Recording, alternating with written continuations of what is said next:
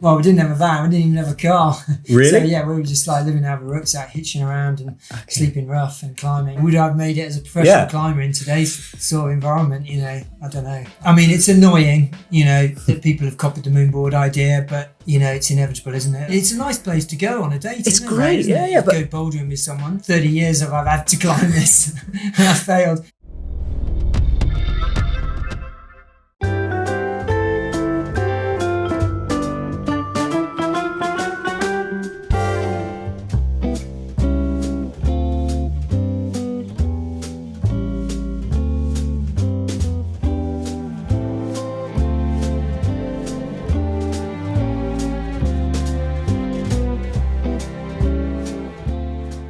Let's talk about Moon for a sec, because obviously it's the company that has your name. Yeah. It's yours. Yeah. And Moonboards especially, because you and I actually did an interview in the schoolroom years ago when the Moonboard was quite new. Yeah. Recently you climbed Rain Shadow. Yep. 9.8. Yep. Why did you decide to go back to like that really hardcore sport level? I just got sort of re-motivated for sport climbing after sort of having like 4 or 5 years off from climbing generally. And then since then it's taken over the world. Was really new, wasn't it? Everything was new. It was great. And for me, I was again. I feel like it was had maybe only just opened. It was definitely the new one, because there was the old one and then you moved in. But that must have been 8 years ago almost now. Yeah, I think it was 20. I think it was 10. I think it might have been 10 years, 9 years ago. Oh, I think it might have been 2014. That's so depressing. But it's a great video. Go and watch the video. You climbed, didn't you? Yeah, I did. And I got completely shut down by the grade. Yeah. But is it weird for you to now, like if we take that as a start point, to go into most gyms in the world, most modern ones, they have at least a Moonboard, and if not a Moonboard, a different style of system, which we'll talk about in a sec. Well, they have like a training room, don't they? Which is kind of modelled on the schoolroom, I would say. What does it make you feel when you go into stuff like that? It's great. I mean, it shows the sort of influence like the schoolrooms had on sort of climbing, I think, generally, the original schoolroom, because, like you say, you go into any big gym these days and, it has the main sort of climbing area, doesn't it, with the circuits and everything, and then it'll have a training area, which will have a couple of boards or whatever, and, maybe a splatter board or something, and a little weights area and pull-up bar and stuff, so... I mean, it's amazing how the sport has changed, isn't it? It's like I was in snow sports yesterday buying, a pair of shoes, and you just see all the gear and the equipment you can buy these days. Epic TV shop, everyone. Epic TV shop. Oh, yeah, sorry. Just saying. Well, great deals, great bargains. Yeah, exactly. The choice is just amazing, isn't it? Because you were at the start of this thing, do you almost wish that you'd been born 12, 15 years later so you could have taken advantage? Flipping hell, no. No. Do you think you would be able to keep up? Well, I mean, it's like, would I have made it as a professional climber in today's sort of environment? I don't know. I mean, it's tough now, isn't it? I mean, there's so many people climbing. Yeah. So many good climbers. I mean, how many people are fighting for like the semi-final places and all that? Yeah, it's great. And we do a 9A roundup every week on the news show, because we've had to do that, because we started doing talking about 9As, and we realised every week there's 4 or 5. And that's insane. 4 or 5. 9A's done by different athletes all around the world every week. I was talking to my daughter about it the other day, actually, because I think she was asking about how many people had climbed 9A or something. And I was like, it's a good question. I mean, I have absolutely no idea, but it's probably quite a lot. Yeah, I mean, I reckon hundreds of people will climb 9A, which is great. And then obviously you've got your stable of young athletes as well through Moon. People like Dave Fitzgerald, very, very strong. Yeah. Is it weird for you to be on both sides? Because you're an athlete, but at the same time, you've got to presumably ask your athletes to do social media, to do, reels and Instagrams and all that stuff. Is it a bit weird to you because you're the generation before? I'm not very pushy actually about that because I can sympathise with, I know, because I've been a professional athlete, I know what I liked and didn't like about it and everything. And I'm probably not a very pushy person anyway. And I don't want people to do stuff they're not comfortable with and everything. So, I'm sort of quite sympathetic to that. So you're a brand who you care about people more than just a tick in a box. Yeah, I think so, yeah. I'd like to think so, yeah. Caring brand, caring, sharing. And then, does it annoy you? This is a weird question, but does it annoy you that people have not ripped the Moonboard off, but they've obviously, you were first in there. And then after that, we've seen kilter boards, we've seen loads of different boards out which take a similar idea, lit routes on an app. Yeah.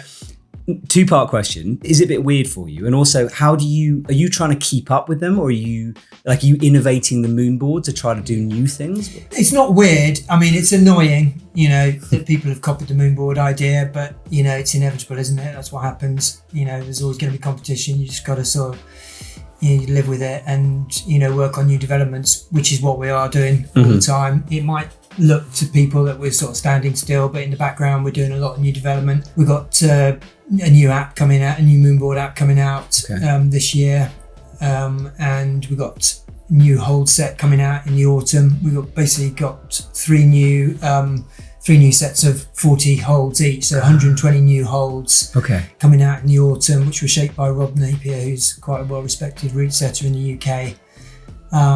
And so we're going to have a new setup, 2023 setup in the autumn with these new holds and the wooden holds. So pretty excited about that. I think hopefully that's going to be sort of the best setup. So if you have a Moonboard already and you're hearing this, and can you buy that set of holds and stick it on the current Moonboard? Depends what setup. If you had, say, the 2019 setup, you'll be able to use the wood holds on the new 2023 setup. Okay. Although you would need to get the new 2023 polyester holds. We're doing the new holds in polyester as opposed to plastic as well. That's good. Because the one criticism I have of the Moonboard, apart from the grades that egotistically shut me down, is it's very fingery and it's quite sharp. It probably is going to be quite crimpy, but they probably are a bit more user-friendly shapes, definitely. Yeah. I find if my finger strength is weak and I get on a Moonboard, I know about it. Yeah. Whereas one of the big sort of criticisms of Moonboard is that it's too hard for most people, which is probably a valid criticism. Hopefully the new holds might address that a little bit. Do you ever, because I know you've got admin to monitor grades, do you ever go on and you're just like, that's ridiculous, I've got the keys to the app, I'm changing all this. All the time I'm like, who the hell benchmarks this? That's amazing. And how many of your own climbs are on the Moonboard? I don't know how many I've set. Not that many, probably 50 or 60 maybe. Not compared to some of the top setters who've set hundreds. And then briefly, just because I wanted to understand this, because my friend has got one of those 70 degrees, the really small mini Moonboard things. Moonboard, yes. Which is savagery. Yes. It's it looks easy. It's like maximum 2 or 3 moves. But somehow by the end of it, it's really, why is that so hard? Well, I suppose it's got the original holds on it, hasn't it? Which are the smallest and crimpiest out of all the sets. I don't know. Yeah, because there's less people who have the board, so are they just hardcore? Yeah. Well, I think I'm to blame for that because I was the first person to put problems on the mini Moonboard setup, and I put them on at a certain grade, which kind of set the level. Okay. So you busted it through. I think it was my bad there. That's fair enough. We were talking on the car on the way to my house about comp climbing a little bit, and we were talking about Toby Roberts, who's just won in Chamonix, he's got gold, and he could be an Olympic prospect.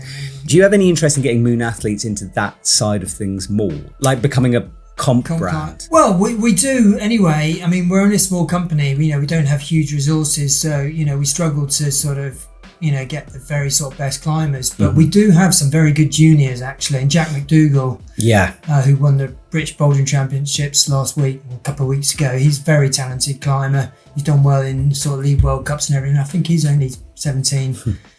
He's a potential, for sort of podiums in World Cup competitions. Yeah, we probably are more of an outdoor brand maybe than a sort of comp brand. Because we're in this strange world where because it's an Olympic sport now, it's like climbing has suddenly become like urban and like the thing you do after work, and it's like Zumba used to be. I saw an article, my sister sent me an article in the London Evening Standard the other week, which was saying climbing was like the trendiest, coolest sport.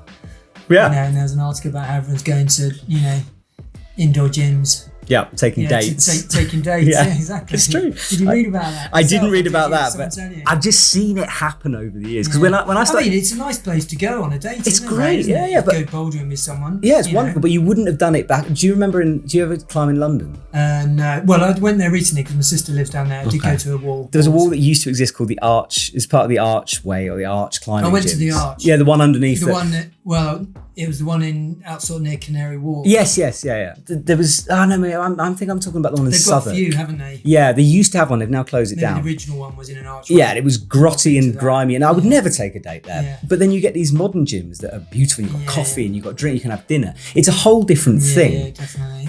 buy nice food, nice coffees, it's all clean and everything, yeah. So if we take that as the state of climbing now, what do you think about the state of climbing? I think it's generally? brilliant, yeah. I mean, I love going to those kind of walls where, big open spaces, clean and tidy, Yeah, I mean, it's just a great sport, isn't it? Indoor climbing, you never go outdoors, very sociable. It's good for all over fitness, meeting people, problem solving. Yeah, I think it's just great. Because there is a side, there's some people who are very anti that side of things, because it's, I mean, I've met I've met climbers who climb like 8A in a gym, but have never touched rock outside. But I don't think that's a problem, is it? I think it's just a different kind of sport. Exactly. It's totally. I mean, different. there's so many strong climbers in the gyms these days. When I go down there, people are just looking at you thinking, how are you climbing that? Exactly, and it's almost lucky those people don't go outside, because we'd be in trouble, everyone. So when you see these young kids indoors and they go outdoors, it's because a lot of this is still your legacy, and I don't think people quite understand how much of a part of it you had in it. I made this weird connection in the shower the other day, so bear with me. Is that when you were dirtbagging around at the beginning, you were the first to do that, and now we have a whole social media genre of kind of van life and dirtbagging, and it's become almost a career. How do you It's a bit more luxurious these days, though, isn't it? Is it? What was it like for you? What was your van life like? Well, we didn't have a van, we didn't even have a car. Really? So yeah, we were just like living out of a rucksack, hitching around and sleeping rough and climbing. So yeah. But that idea of stopping work and doing that was quite that was new. I suppose quite new, yes, because there was high unemployment in the UK, so there weren't any jobs really. So people were looking to do stuff. I suppose these days it's more of a choice maybe, because there is good employment these days generally, I suppose. Digital nomads and all that, exactly. Working from the laptops. Yeah. What was it like though? So on a normal week, you'd wake up wherever you are, and like climbing would be your number one focus, or was it just the lifestyle as well? No, it was climbing was the sort of number one focus. I mean, back when it was in my teens and early 20s, you just sort of lived and breathed climbing. I didn't have a job, so there wasn't anything else to sort of live and breathe really. And I was just obsessed with climbing, along with most of my friends who we climbed with and stuff. So yeah, it really was just about going climbing all the time. Yeah. And there's a video, and I can't remember which video it is. I think it's in the old schoolroom. But you have the skinniest legs I've ever seen. I still do. But then it was outrageous. It was like clear that it was all like you skipped every leg day there ever was. With training and stuff like that. Did you know what you guys were doing at all? No, not really. I mean.